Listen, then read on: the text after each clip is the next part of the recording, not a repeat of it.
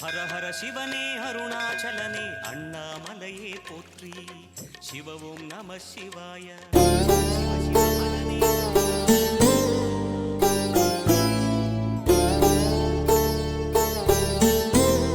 அம்மா வா.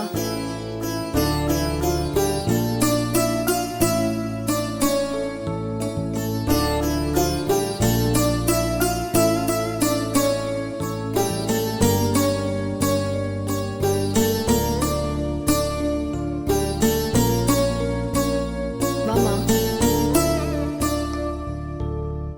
உட்காருமா.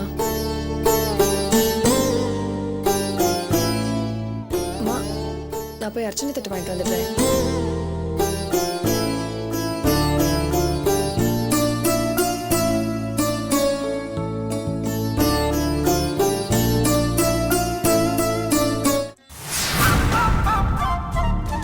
மெல்லமா மெல்ல.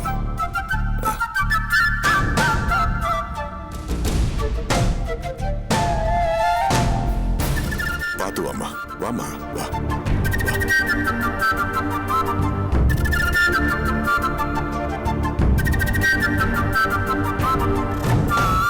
கடவுளே வாமா வா.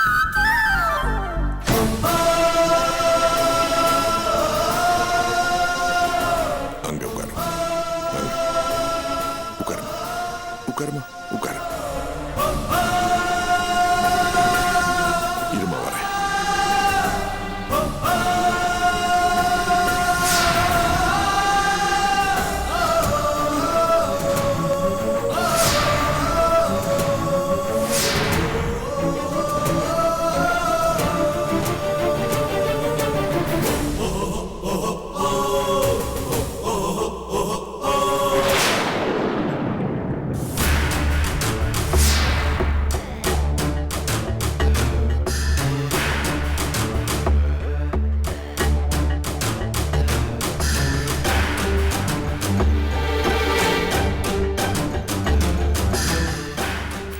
அனு எப்படிமா இருக்க?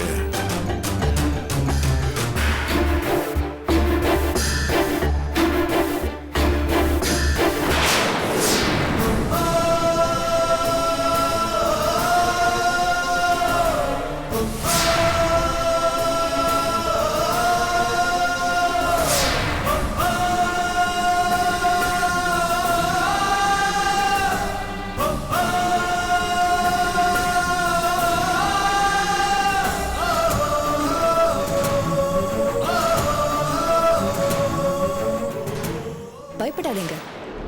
ரெண்டு பேரும் தண்ணியே மறந்த நிலையில உட்காந்துட்டு இருக்காங்க. இன்னைக்கு நீங்க மாட்டிக்க மாட்டீங்க.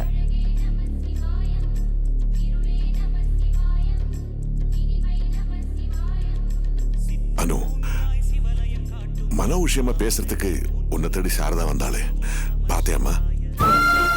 என்னம்மா பேசுன? என்னத்த பேசணும்? என் வாழ்க்கை முடிஞ்சு போச்சு. அதை தெரியாம அவங்க வந்து பேசினா நான் என்ன பேசணும்? என்னம்மா சொல்ற? எதுவுமே பேசலையா?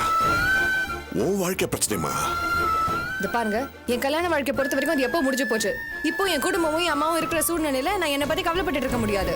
என்ன அனு பேசுற? உன் குடும்பம்னு சொல்றியே, உன் குடும்பம்னா நீ உன் புருஷனும் தானே?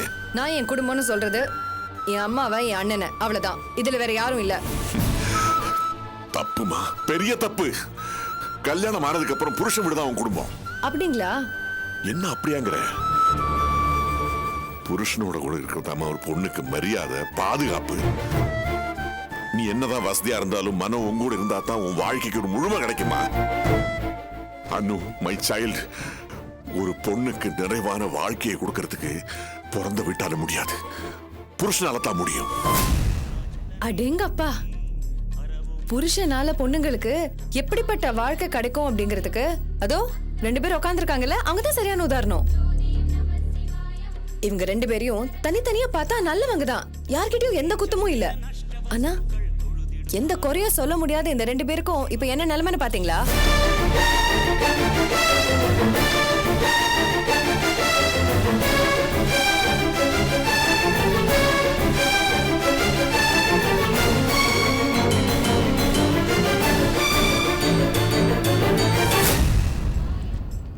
இவங்க 2 பேரும் இப்படி அரைப்பாய்த்தியம் மாதிரி இருக்கிறதுக்கு காரணம் யாரு?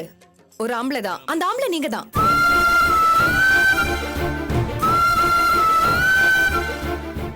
பாவம், இப்போ 2 பேரும் நொறுங்கி போய் உட்கார்ந்துட்டு இருக்காங்க.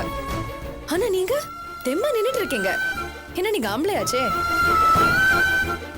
நீங்க இதுக்கு மேலேயும் தாங்கிப்பீங்க. ஆனா பொம்பளைங்க நொறுங்கி போயிடுவாங்க. அனு ப்ளீஸ், இந்த மாதிரி பேசி என்ன நோவடிக்காத. நான் ஆல்ரெடி நிறைய நொந்து போயிருக்கேன். கற்பகத்தை விட்டு நான் ஒதுங்கினதும் காஞ்சனாவை ஏத்துக்கிட்டதும் சூழ்நிலையோட நிர்பந்தம் தான். மத்தபடி நான் யோகியம் இல்லை. யாருக்கு நான் துரோகம் பண்ண நினைக்கல. நான் ஒத்துக்கிறேன், நான் பலவீனமான ஒரு மனுஷன் தான். சந்தர்ப்ப சூழ்நிலைக்கு நான் பலியாயிட்டேம்மா, அவ்வளவுதான். மத்தபடி திட்டம் போட்டு யாரையும் நான் கெடுக்க நினைக்கலம்மா. இதெல்லாம் சாத்துரியமான வார்த்தை ஜாலம் தான். ரொம்ப சாமர்த்தியமா பேசுறதா நினைக்காதீங்க. இப்போ இருக்கிற சூழ்நிலையில நீங்க பேசுறது ஒன்றும் சமாதானமா இல்ல. அனு, இன்னைக்கு ஏற்பட்டிருக்க நிலைமைக்கு காரணம் யார் தெரியுமா? ஆதி. அவன் மட்டும் அபிய தன்னோட எதிரியா நினைச்சு இந்த அளவுக்கு ஆட்டம் போடாம இருந்தான்னா நிலைமை இவ்வளவு சிக்கலா இருக்காது. அவனாலதான் இன்னைக்கு இவ்வளவு பிரச்சனை. இல்ல, நீங்க சொல்றத நான் என்னைக்குமே ஒத்துக்க மாட்டேன். நீங்க போட்ட அந்த சின்ன விதை தான் இப்ப மரமா வளர்ந்து நிக்குது. தொழில போட்டியா வரவங்களை எப்படி ட்ரீட் பண்ணுமோ அதே மாதிரிதான் ஆதி அண்ணா அபியை ட்ரீட் பண்ணிட்டு இருக்காரு. அதே அபி உங்க பொண்ணுங்கிற விஷயத்த ஆதி எனக்கு என்ன ஞான திருஷ்டியில தெரியணுமா? தேவையில்லாம ஆதி அண்ணன் மேல பழிய போடாதீங்க. நான் இங்க பெத்த பொண்ணு இல்ல, வளர்ப்பு பொண்ணுதான். உங்ககிட்ட சில விஷயங்களை சொல்ல எனக்கு அதிகாரம் இருக்கா இல்லையான்னு தெரியல, ஆனாலும் சொல்றேன். சொல்லுமா. இப்படி இளஞ்சோடிங்க மாதிரி அவங்களோட ஊரை சுத்தி உங்க பழைய உறவு மேல நீங்க வெளிச்சம் போட்டு காட்டுறீங்க. ஊர்ல இருக்கிறவங்களுக்கு தெரிஞ்சு யாராவது ஒருத்தர் எங்க அம்மா கிட்ட வந்து சொன்னாங்கன்னா அவங்களால தாங்கிக்க முடியாது, உயிரையே விட்டுருவாங்க. அனு, இந்த மாதிரி எல்லாம் பேசாதேம்மா ப்ளீஸ். பாருங்க, இது வரைக்கும் அம்மா என்ன நினைச்சிட்டு இருக்காங்கன்னு தெரியுமா? ஆதி அண்ணா அபிக்கு பண்ண துரோகத்துக்கு பிராயச்சித்தம் தேடுறதுக்காக நீங்க அங்க போய் இருக்கீங்கன்னு நினைச்சிட்டு இருக்காங்க. அதே அவங்களால தாங்கிக்க முடியல. இப்போ அதே அபியோட அம்மா தான் உங்க முதல் பொண்டாட்டின்னு தெரிஞ்சா அவங்க உயிரையே விட்டுருவாங்க. இப்பவே பாவம் நட போன மாதிரி இருக்காங்க. அவங்கள முழுசா சாகடிக்கணும்னு ஆசைப்படுறீங்களா? என்னம்மா இது? ஐயோ, இது பாருங்க, எதுவும் பேசாதீங்க. தயவு செஞ்சு அவங்களை கூட்டிட்டு இந்த இடத்தை விட்டு போயிடுங்க. நாங்க இங்க நிம்மதி தேடி வந்திருக்கோம், அதையும் கெடுத்துறாதீங்க ப்ளீஸ். போங்க. போறேன். ஆனா அனு, நீ உன்னோட லைஃப் பத்தி யோசி. என்ன விடுங்க, நான் எக்கடி கெட்டு போறேன். முதல்ல அவங்களை கூட்டிக்கிட்டு இந்த இடத்தை விட்டு போங்க.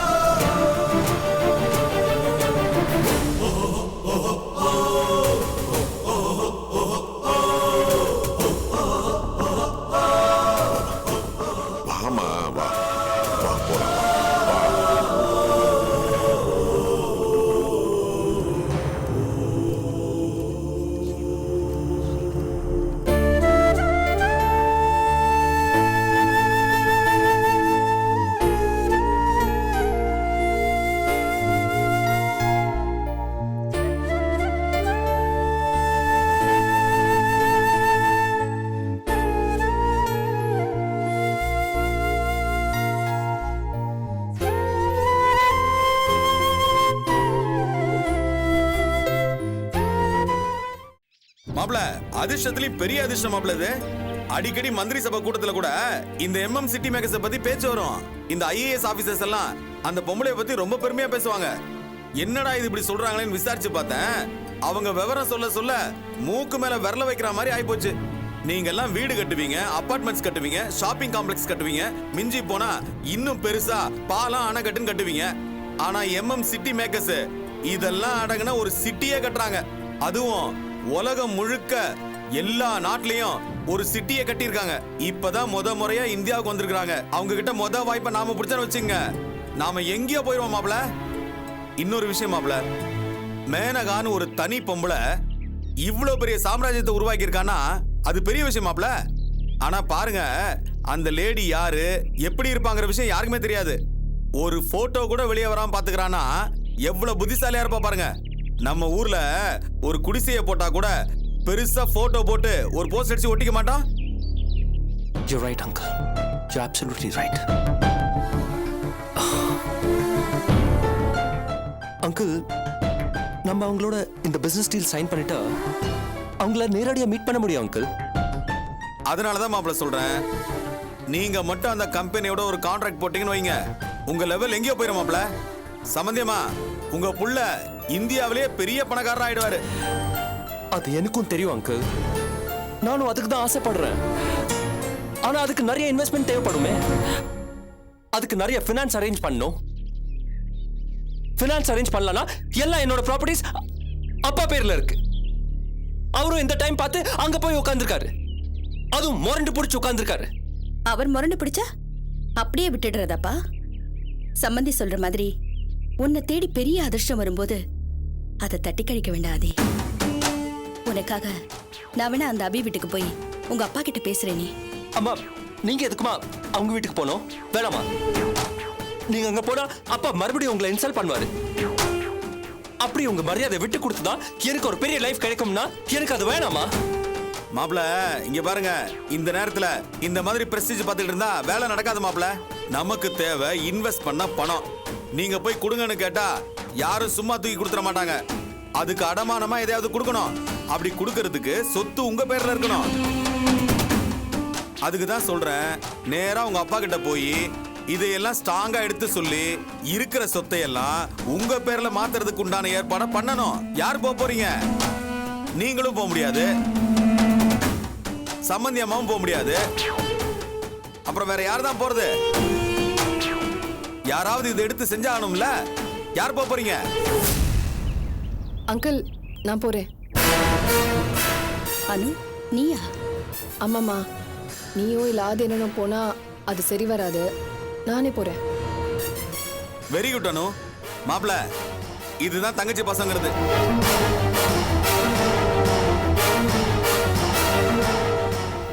நீ போய் பேசிட்டு வாமா. நான் போயிட்டு வரேன்.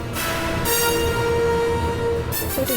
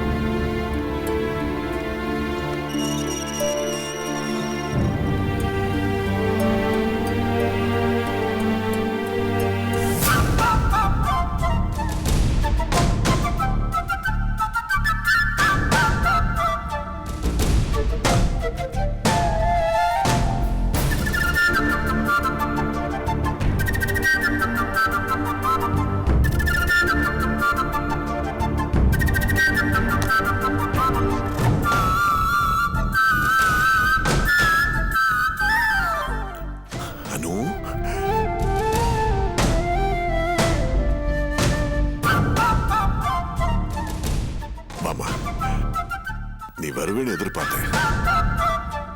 நல்ல வேளை வந்துட்ட. ரொம்ப சந்தோஷமா இருக்குமா? அவசரப்பட்டு சந்தோஷப்பட வேண்டாம் சார். என்னது சாரா? யார சாருங்கிற? ஏன், ஈஸ்வர் சார் தான்.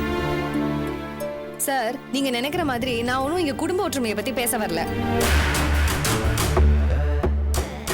அத பத்தி பேச வேண்டியதெல்லாம் கோவில்லயே சொல்லியாச்சு. நான் வேற ஒரு முக்கியமான விஷயத்தை பத்தி பேச வந்திருக்கேன். சொல்லு. என் அண்ணா ஆதிக்கு ஒரு பெரிய பிசினஸ் ஆஃபர் கிடைச்சிருக்கு. இப்போலாம் தொழில போட்டு ரொம்ப அதிகமா இருக்கு. அதனால புது பிசினஸ்ல இன்வெஸ்ட் பண்றதுக்காக அவருக்கு நிறைய முதலீடு தேவைப்படுது. அதுக்கு நீங்க தான் ஹெல்ப் பண்ணணும்.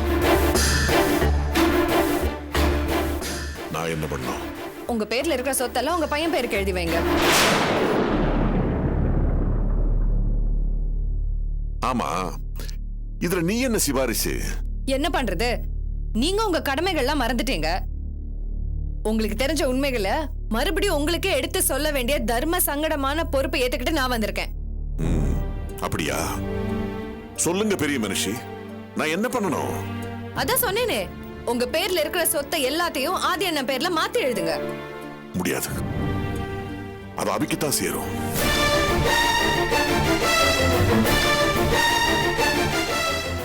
நான் எல்லாத்தையும் அபிக்குத்தான் எழுதி வைக்க போறேன்.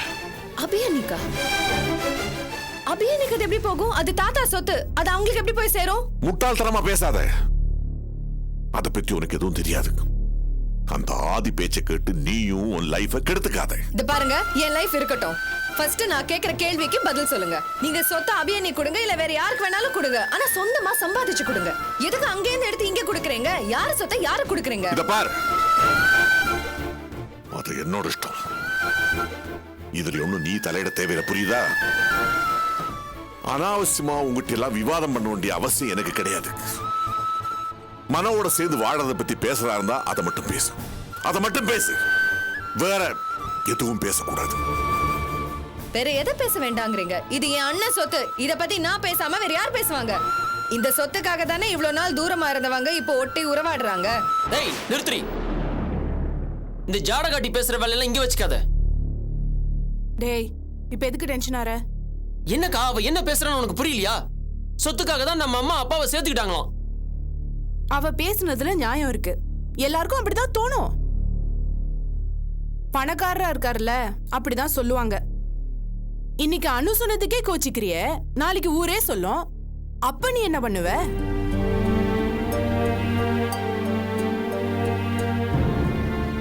இதுக்கெல்லாம் ஒரே ஒரு காரணம் மட்டும்தான். அந்த காரணம் நீங்க தான்.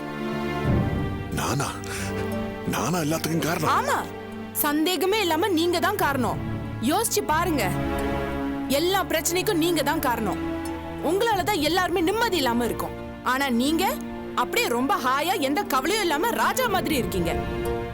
என்னமோ பெருசா அன்னைக்கு சொன்னீங்க, அந்த வீட்ல இருந்து யார் வந்தாலும் எந்த பிரச்சனையும் இல்லைன்னு. தோ இன்னைக்கு நீங்க தூக்கி வளர்த்த பொண்ணு வந்து கேக்குறா. உங்களுக்கு அசிங்கமா இல்ல? வெக்கமா இல்ல? சூடு சொரணை எதுவுமே இல்ல?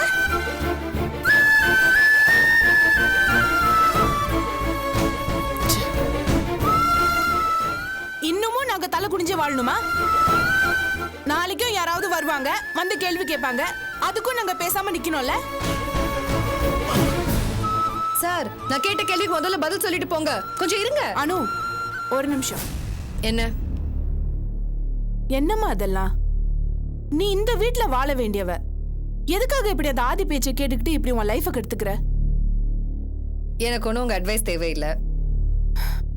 இது அட்வைஸ் இல்ல, எனக்கு வருத்தமா இருக்கு. இவ்ளோ கோமா வந்து பேசுறிய. இது யார் வீடு? உன் வீடு இல்லையா? நீ எல்லாத்தையும் மறந்துட்டியா? ஆமா, இது என் வீடு இல்ல. நான் எல்லாத்தையும் மறந்துட்டேன். நீங்க எனக்கு முதல்ல உபதேசப்படுறதை விட்டுட்டு போய் வேற வேலை ஏதாவது இருந்தா அதை பாருங்க.